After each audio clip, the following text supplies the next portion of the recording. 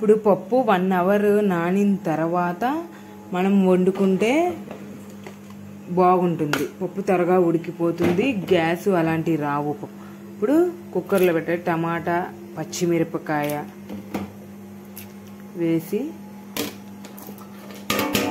టమాటా పచ్చిమిరపకాయ పసుపు కొద్దిగా నూనె వేసి కుక్కర్లో 3 విజిల్లు పెట్టుకుంటే సరిపోతుంది. పప్పు రెడీ అయిపోయింది. టమాటా పప్పు ఈజీగా